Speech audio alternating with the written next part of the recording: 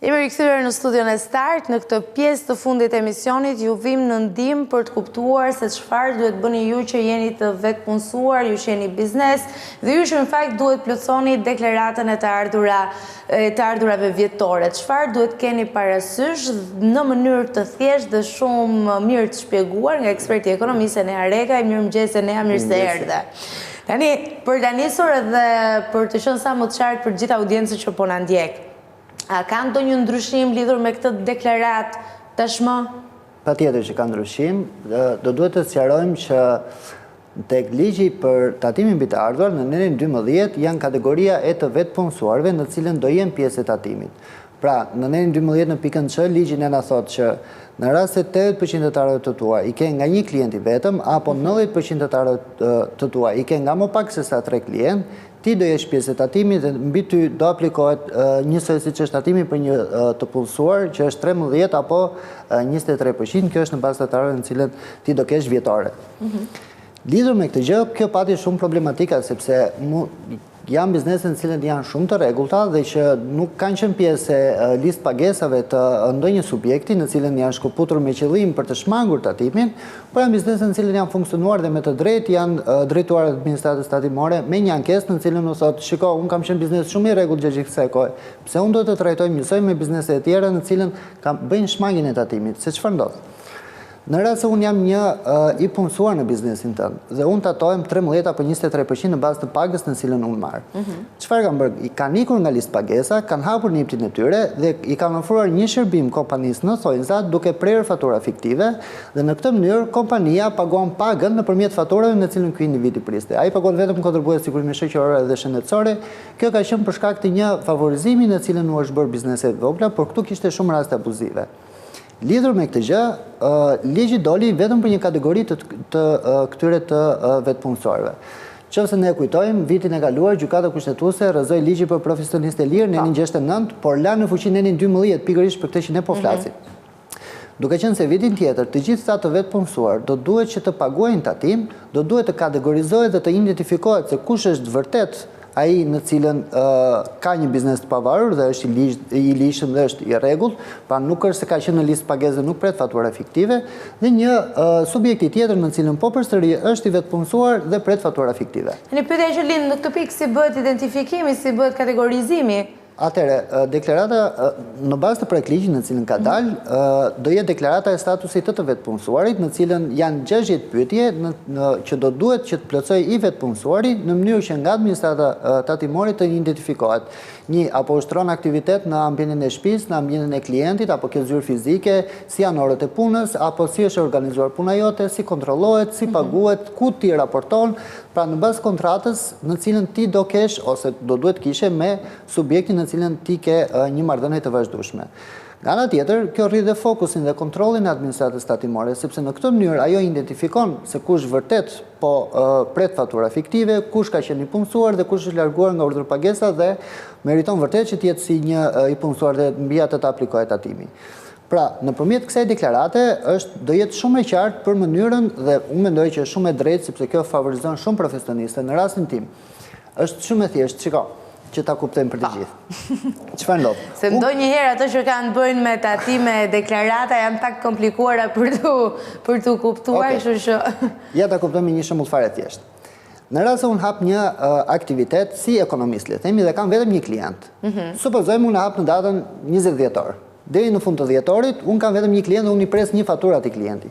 Në mënyrë automatike, unë kategorizojmë si i punësuar në atë subjekt dhe mua do më kapi tatimi.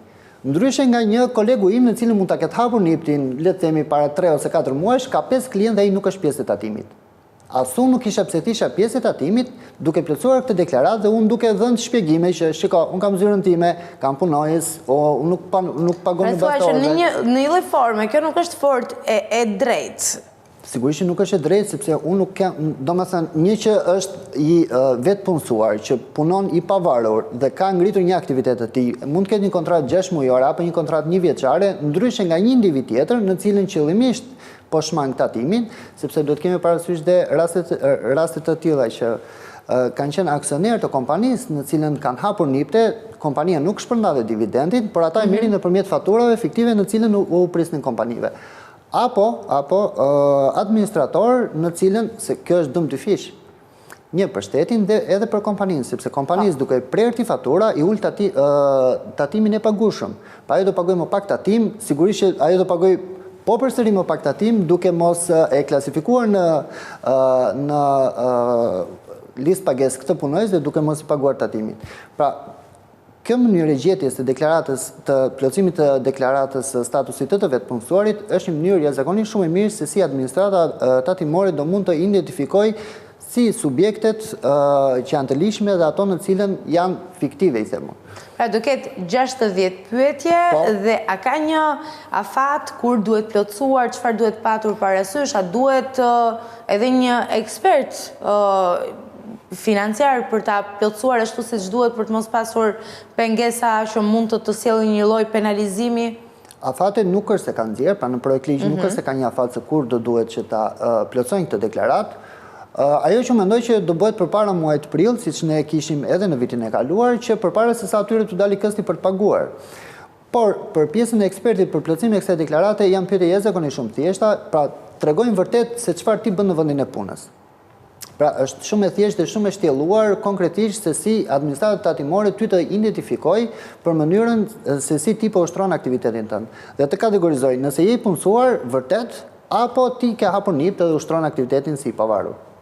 Ndërkohë do të ndaleshim pak e ne edhe tek të tjera kategori që kanë në fakt për detyrim që të bëjnë deklarimin e të ardhurave të tyre, janë dhe të dy punësuarit. Ka deri më tani të dhëna apo informacion nëse ndryshon diçka në këtë pikë? Për të gjithë të dy punësuarit, ne kemi pasur që vitin e kaluar, pra ligji është ekzistues, nuk është se ka ndonjë ndryshim në lidhje me ata që janë të dy punësuar. Përfitimi tjetër është që këta do kenë, në rast se kanë fëmijë nën 18 vjeç, do mund që të kenë shpenzime të zbritshme në deklaratën e tyre, pra do duhet që po përsëri të bëjnë deklaratën diva, këta që janë të dy punësuar, apo nëse kanë fatura të fëmijëve në cilën i kanë nën 18 vjeç, në cilën do duhet që të justifikojnë me faturat e ruajtura në momentin që këta do bëjnë plotësimin e deklaratës diva. Pra deri më tani nuk ka ndryshime në këtë pikë, ata vazhdojnë si më herët, ndërkohë që vjen ky ndryshim për të vetë punësuarit dhe bizneset. Sa mendon që do të jetë e vështirë e thjesht për të bërë ky proces? Duke parë projekt ligjin, unë mendoj që është jashtëzakonisht shumë e thjeshtë, pra pyetjet ishin shumë të shtjelluara, në cilën çdo individ mund që ta plotësojë lehtësisht lidhje me këtë gjë dhe nuk është se ka ndonjë vështirësi. Kjo është një mënyrë shumë e mirë, sidomos ata në cilën padrejtisht ose rrezikojnë që të jenë pjesë e tatimit, duke qenë se ai ka pasur aktivitet dhe nuk ka qenë i favorizuar nga administrata tatimore, qoftë për ndryshime ligjore që ka pasur, sepse ligji për profesionistë e lirë është folur që në 2016, derisa që ne flasim. Pra, 10 vite. Është folur që do bëj, nuk u bë asnjëherë dhe që nga 2023, në cilën u hodh në mars të vitit 2023, u hodh projekt ligji në cilin këta do të tatoheshin. Por që është folur vazhdimisht. Ama janë diku të 6.000 subjekte në cilën nuk janë pjesë të tatimit dhe e kanë pas aktivitetin e tyre përpara vitit 2016. Kështu që ata nuk kanë pse të rrezikojnë dhe të paguajnë tatim njësoj si të tjerët, ose ata që hapin rishtazi. Nuk kanë pse të jenë pjesë atyre në cilën kanë bërë këtë shmangje tatimore. Edhe një herë për t'ju rikthyer përqindjes së tatimit, tham nga 13 në 23% apo jo? Në bazë të ardhurave në cilën do kenë. Si e gjykon? Pra, është e drejtë apo ndoshta duhet të ketë një rishikim të tatimit? Unë mendoj që është shumë e drejtë, sepse qëllimisht individ kanë ikur nga listë pagesa dhe janë larguar nga kompanitë, kanë hapur nipt, ata nuk tatohen deri në vlerën 14 milion lekë të reja dhe nuk kanë sepse të mund të bëjnë këtë lloj shmangje. Pra, kjo mënyrë është një mënyrë shumë e mirë në cilën administrata tatimore ka zgjedhur se si ta bëjë. Ne prisnim në fakt që kjo të ndodhte, sepse ishte shumë e padrejtë. Ndërkohë që unë kam një aktivitet të rregullt, unë nuk kam se tatohem dhe trajtohem njësoj si i punësuar, si në rastin e dikujt tjetër në cilën trajtohet si i tillë dhe ai me të vërtet, duke qenë se ka shmangur tatimin, me të vërtet meriton që të taksohet me 13 dhe 23%, sepse largohet nga vendi i punës. Sepse ka subjekte në cilën janë regjistruar në adresën e klientit, pra ata kanë qenë punonjës, kanë regjistruar, kanë vendosur një adresë 2 ose një tavolinë në cilën ata ushtrojnë aktivitetin e tyre dhe kjo është e qëllimshme. Pra unë mendoj që kjo është shumë e drejtë në lidhje me këto subjekte. Si do të ndikojë kjo në klimën e të bërit biznes në Shqipëri? Mendon që mund të ketë një impakt pozitiv, ndoshta edhe një tërheqje të bizneseve, se le të themi po përballen me një ndryshim. Edhe ndryshimet Ndonjëherë janë të mirëpritura, herë tjera janë të vështira për të adaptuar. Okej. Në momentin që ka dalë ligji i tatimit mbi të ardhurat, pikërisht për këtë çështje, dhe kur u kategorizuan në 69 listë e profesionistëve të lirë, duhet kemi parasysh që kanë qenë në total 13.000 subjekte në cilën kanë pezulluar apo që regjistruar bizneset e tyre, ndaj të cilëve 8.000 kanë qenë profesionistë të lirë. Pra, ligji ndikoi direkt në këta dhe me këta subjekte dhe detyrimisht këta arritën që të bënin pezullimin e NIPT-it sepse nuk e kishin të përballueshëm pjesën e tatimit me 15% në cilën do ishte në atë rast, por u anullua. Çka do të them që në momentin që vendosen një ligj që ndikon direkt në klimën e biznesit, biznesi merr masa dhe arrin që të bëjë për llogaritjet e veta, a intereson ose jo. Duke parë në këtë lloj në këtë ligj në cilën ne po flasim, unë mendoj që nuk është se preket konkretisht për shkak se numri subjekteve në këtë kategori janë jashtëzakonisht shumë i ulët. Pra nuk është se ne mund të flasim për një kategori subjekte në cilën ne na prek në mas. Janë kategori që janë jashtëzakonisht shumë pak. Pra 29.000 subjekte numërohen që nga viti 2016 deri në vitin 2023.